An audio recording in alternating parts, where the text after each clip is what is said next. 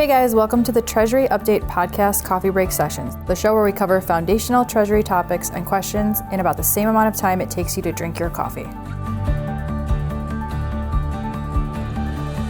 Hey everyone, welcome to the Treasury Update Podcast Coffee Break Sessions. This is Alexa, consultant at Strategic Treasurer and today's podcast host. And today I'm joined with Melody Hart, another senior consultant with the Strategic Treasurer team, who's I think a great guest for today's topic, which is what is FBAR? And I'll tell you why I think she's a great guest. She's got a lot of previous Treasury experience. She was previously a treasurer, and just through her course of Treasury and special project work, she's been exposed to FBAR time and time again, and that's sort of made her our resident expert at it. So welcome, Melody. Thank you. So just to jump right in, let's maybe start with what is FBAR? Well, FBAR is a requirement. It's the government's way of getting you to report what foreign bank accounts you have. Okay. Now, is this for corporations or is this for individuals? It's for both. So there's three prongs, I'd say. One of them is that the corporation has to report their foreign bank accounts. And the other one is that the individuals who own a foreign bank account themselves have to report. And the third part, which is the most difficult one, is that individuals who have signing authority on a bank account of a corporation, but they have no financial interest in it, those accounts must be filed with them as signer. So individuals have to file, although in reality, mostly the corporations file on the individual's behalf. So really, it's corporations, so any corporate bank account that you might hold outside of the U.S. Right. And then it's any individual, so if I had a bank account in Germany, then I would have to report under this. Yes. And then kind of a hybrid of the two. Any corporations that have somebody as a signer in one of those foreign bank accounts, then they would have to file too.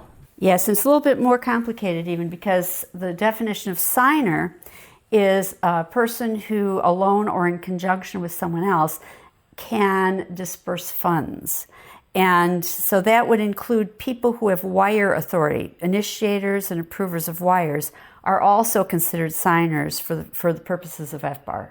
Okay, that's interesting. I don't know that I knew that, and I feel like I have a decent amount of FBAR exposure. So anybody that can actually disperse funds. Right. Okay. What started FBAR, or when did this begin? In 2010 was the first year. Of course, many people did not report because people were not really aware of it. So sometimes people started reporting in 2015, let's say, and they had to report multiple years, which makes it much more hard because you have to go back and make sure you have the records and, what were we doing? We have to go back to the bank. So it makes it harder if you're having to go to the past to do it. What kind of requirements, what are we filing when we file for FBAR? Like, what does that mean? I know it's the corporations and the people, but what kind of data are we filing? Okay, you're filing, for a corporations aspect, you're filing the entities, the entity tax number, the bank account number, the highest balance, except that if you have more than 25 accounts, you're allowed to just put in the entities that hold the foreign bank accounts. If you have less, you have to report all of them, although there is a concern that there's been talk of making corporations and individuals report all of them, even if they have more than 25. Ooh, that would be a big change. That would be certainly impactful. Hopefully it won't happen, but yeah, that is a possibility. Yeah. So you kind of touched on it already by saying that this started in 2010, but I don't think the real filing deadlines were until maybe 2015. So why is that such a big gap for the filing deadline? And has that deadline changed, and why does it keep changing if it has? It changed a lot. It isn't changing now, but it had changed every year. They delay it a year. You still had to go through all the past ones, but it was problematic because companies had trouble. They weren't exactly tracking all of their bank accounts very easily. Some weren't tracking them at all. Others had them dispersed and were decentralized, and they had to figure out how to get the information, including the highest balance and who the signers were. So all of that took a lot of effort to try to get the discipline in the corporation to have the information available. That's taken a great deal of time. And if they don't have a treasury management system or a bank account management system, and they're doing it by spreadsheets or doing it with paper, it becomes a cumbersome task. So that's why it was delayed so long, and now you do have to report.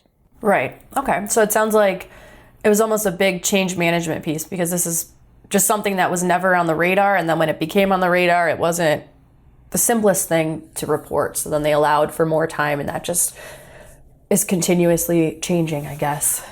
Yeah, and it's a scenario where, it's not something anyone likes to do. It's very administrative. No one likes to have to track this, but, they should be tracked anyway. I mean, you should know who your signers are and where they are at. Right. It has instilled some discipline. So since this is such a difficult task, are there any repercussions if you're not reporting this, or what happens if you aren't filing and you're required to? Yeah, well, failure to file can carry a civil penalty of $10,000 for each non-willful violation. However, if your violation is considered willful, the penalty is the greater of $100,000 or 50% of the amount in the account for each violation. So that's for each account you did not report. Wow. So that can be pretty big. Yeah, I guess if you have many accounts at one bank and you're just like, oh, I forgot I had this bank account, and you didn't file it, and then they find out later, and let's say you had 6 accounts, it's 50% or $100,000, whichever is greater, of each account. If it's willful. Well, if you so purposely did. So not if you forgot, but if you said, oh, I'm definitely not going to tell them about this set of bank accounts I have. Okay. Right. But if you did just forget, then it's $10,000 per account. But that's still $60,000 if you had 6 accounts. Yeah, that is a lot. Wow. Is there anything else you want to add on FBAR before I wrap this up? I feel like we've covered a lot. I think we've covered a lot. Yeah, it's got some penalties, no doubt, but it's a important move. They have to do this. They're trying to track money laundering. They're trying to make sure people are paying taxes where they should and not hiding money. So it's a necessity that they have this. Okay, so if I regroup it, the requirement is for corporations and individuals to file this if they have any bank accounts held overseas. In addition, the corporates have to list any of the signers and file either on their behalf or provide them with the information to file. And again, signers are those that can even disperse funds. So that's people with wire, right? That's correct. But what they're really after is they're after U.S. citizens or resident aliens. So you don't have to report foreign signers. Okay. And then this is a federal requirement that's been around for about a decade, and there are definitely ramifications if you're not filing this. Yeah, it's supposed to be filed by April 15th. If you're an expat, I believe it's June 15th. And you get an automatic extension to October 15th. Okay.